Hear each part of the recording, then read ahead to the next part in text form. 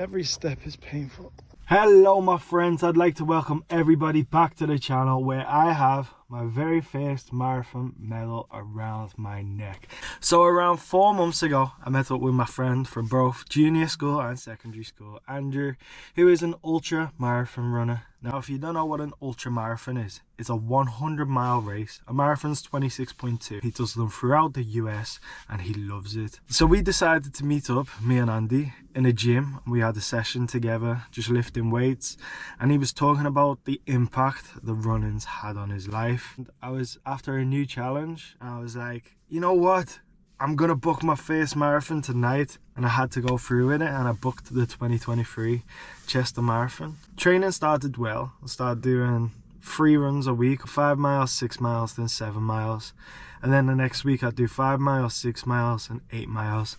And I'd try and slowly increase it. Somewhere along the line though, the training stagnated because I knew I still had a lot of time and I was busy. I was still doing, you know, maybe a run or 2 a week. I still have enough time. That's what I kept telling myself. So we're about a month out at this point, and I'm thinking, okay, now I don't have much time. I came down with 1 month out plantar fasciitis, which is kind of like a stretch in your foot. So when you put pressure on it there, it feels like stabbing. And that kept me out of the game for a week. I was limping around. But after a week, I got my first 5-mile treadmill running, and I was thinking, okay, it's recovery time. We got 3 weeks left. And then I was doing a Romanian deadlift. As I was getting down to the floor, my back spasmed. This was an intense pain. I was bent forward. It took me about 2 minutes to get from the gym to the coffee shop in the gym, where I just sat down in extreme, immense pain in my back, thinking, what has happened here? I was thinking to myself, oh man, I've got a marathon coming up. The more I got on with it, the kind of better my back felt. Before I know it, it was 8 days before the marathon, and I was about ready to start running again. Made the decision on that day, 8 days out, which gave me 7 days to train. I was gonna run this marathon, whether it's slow, I don't mind, I'm gonna get it done. I think in that week I ran 36 miles spread out. The day before the marathon, the most pain I've felt since kind of recovering. Night before the run, it's 8:20. I'm up at 5:30. My lower back's killing, like inflamed. 26 miles, how am I meant to do that if my back's like this? And I get home from Domino's at about 9 PM, which ain't that bad. I'm like, alright, I'm gonna fall asleep at some point. I slept for 1 hour. Hey.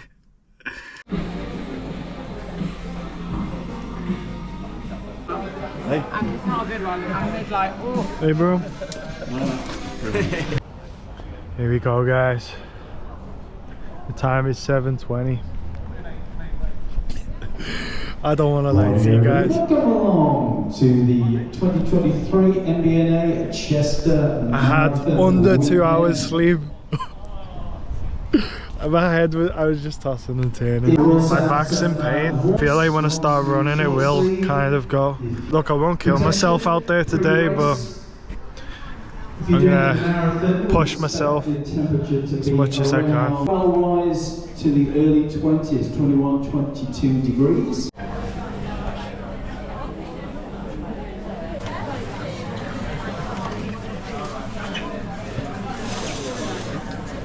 How you feeling, my man? Yeah, I'm good, bro. Yeah. Really excited to Ben some brother on the race course. This is your first marathon? No, it's my second full one this full year. I've done a half marathon in Liverpool, the Manchester full marathon, and now the Chester full marathon. So it's been an eventful year. What benefit has running had on your life in general? Mentally, physically, and it's got me into a very, very good routine now of just running as much as I can. I'm sure you're gonna finish that, cross that finish line before me. But If you prefer, after the start of the marathon, and then we take it to a tree. All shout and boo! Boo! Boo!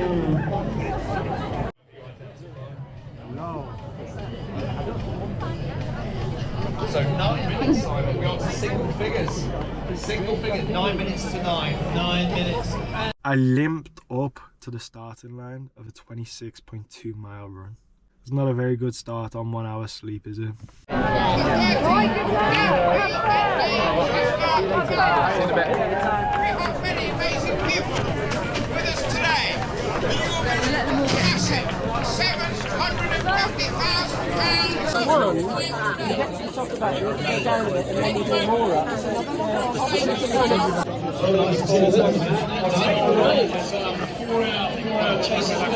Out of bed to get this running done. There's a few people back here just getting their heart rate monitors, their phones sorted, updating their Tinder profiles as they approach the start line. There's going to be some tougher moments out there, but if you all support each other, get out as well. Roger is Roger the Barbie Stormtrooper. Go boats!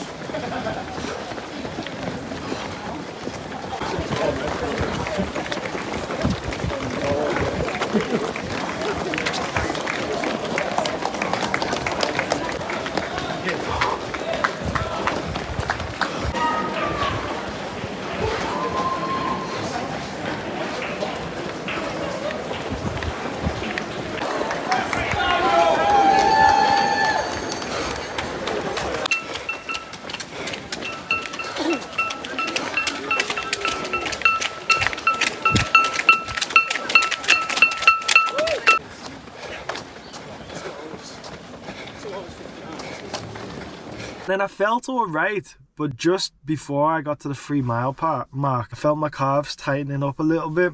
I didn't see it as anything serious. It was like a little wood area where a lot of guys were going to the toilet. I decided to go there and just shake my legs a little bit.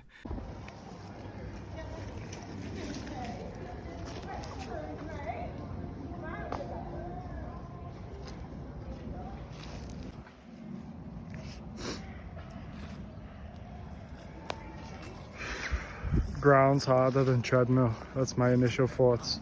Let's get back to it. So I had my first water break after the 3 mile point. Kid passed me it over, nice guy. I was enjoying it, and I'm telling you guys, from that point onwards till mile 10, I felt absolutely brilliant and full of energy.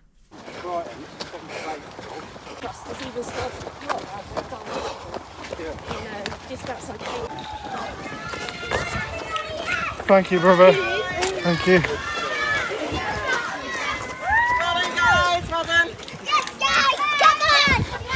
Well done, guys. Hey.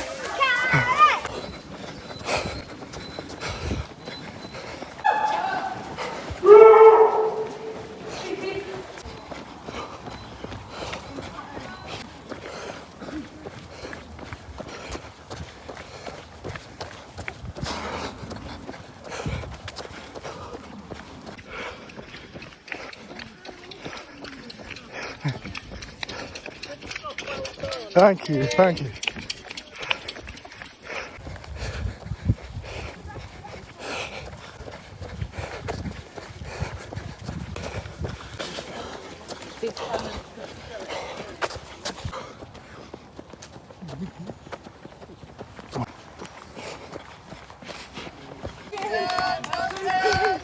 Thank you, ladies. Thank you.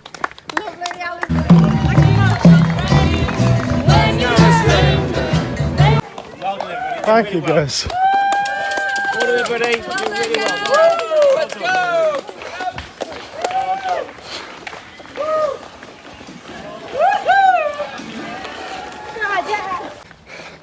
Come on, no, mile 9. 1 more mile, and I'm gonna take a little rest and walk for a minute.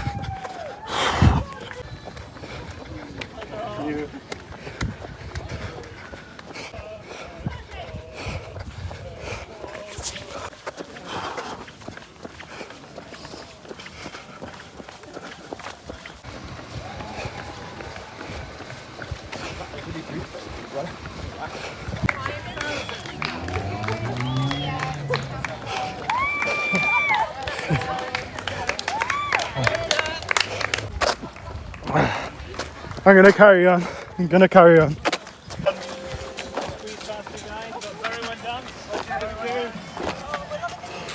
10 miles in, I felt on top of the world and like this was going to be easier than I was expecting.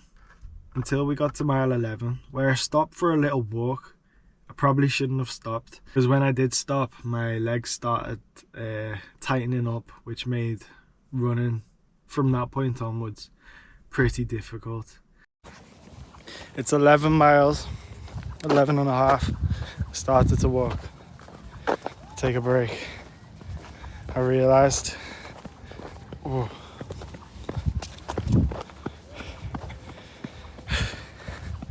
when I was running I felt alright. Now that I've stopped, I don't. Maybe I should just keep running, but I'm gonna have 10 minutes walking, then I'm gonna go again. Okay. He's lying, isn't he? You wait till.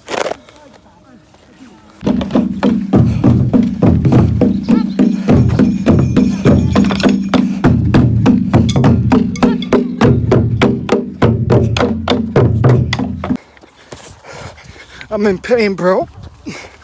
Approaching 15 miles, I'm in so much pain, bro. Where's this next water at? I need some water, bro. Come on.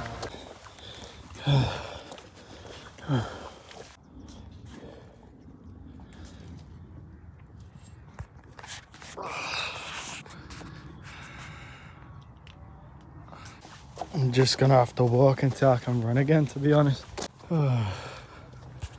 Mile 16. Right, I'm gonna try and run to 20 now. How are you guys getting on? My big toe, I can't move. You can't move? Yeah. Struggling? It's tough, innit, man? Good luck, man. Thank you, brother. Take care, boys.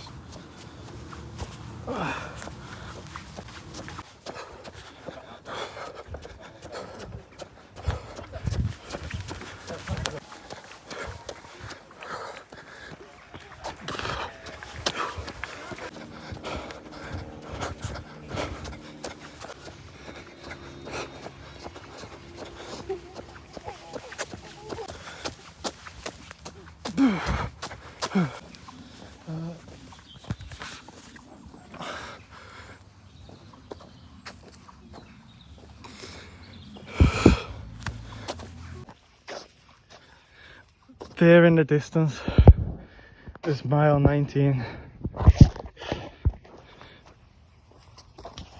I don't know, I'm gonna do 7 more miles, man. Every step is painful. I don't know where I'm gonna conjure up 7 more miles from, but I can't give up. I can't. I'm gonna have a proper stretch, and I hope it sorts me out, because, man, I'm done in right now.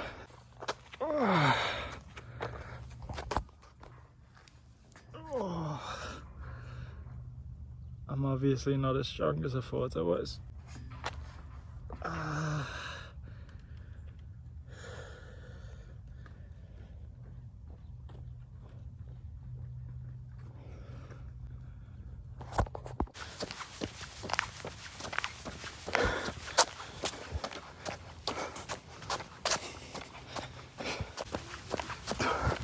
That's it. That's it.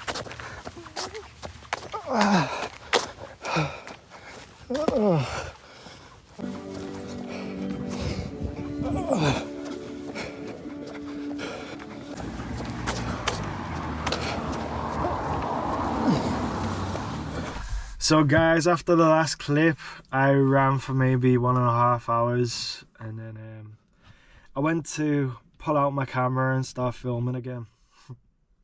And I put the wrong password in my phone whilst it was in my pocket multiple times, and I was locked out for 1 hour. Now that was the most intense part of the race, so I wish I was filming. Obviously you saw me at mile 19 saying I don't know how I can do 7 more, so to do 7 more is quite an achievement at that point. A lot of walking, a lot of slow running, a lot of running just as fast as other people can walk. and it was a battle, and people were saying, hey, you don't have to complete this, you know, you can give up here, there's a bus that'll take you back. Like, no, I'm not gonna get this far. And that's a good thing about getting to 19 and 20 miles is at that point you've kind of gone too far to turn around. It was very painful. Every step was painful. Sometimes you're gonna have to go through pain and discomfort in order to get to a place you want to get to. The comfortable route isn't always going to take you to where you're proud of. That's just in general in life. I've had a quite difficult year in my personal life. A lot of things to go over in my head consciously. I didn't go to an old subconscious place, dig deep. I didn't have no experience like that, like other people have told me about, but it's all good. I was very conscious in my thoughts of the tough year I've had, and that kind of drove me on to complete this marathon. And I couldn't get in touch with my girl, so I was hoping she was waiting for me at the finish line.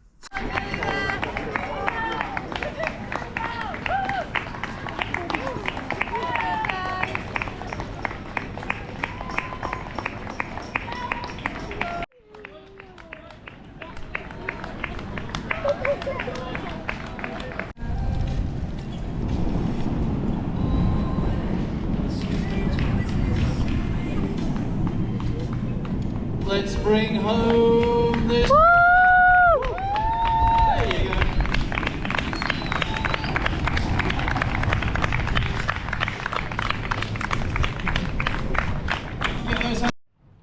Here we are, guys. All over. This is just proof that I didn't get the bus to the finish line. I put the password in when it was in my pocket wrong multiple times, and it locked me out for an hour, so I didn't film. I completed the marathon. You want to see it?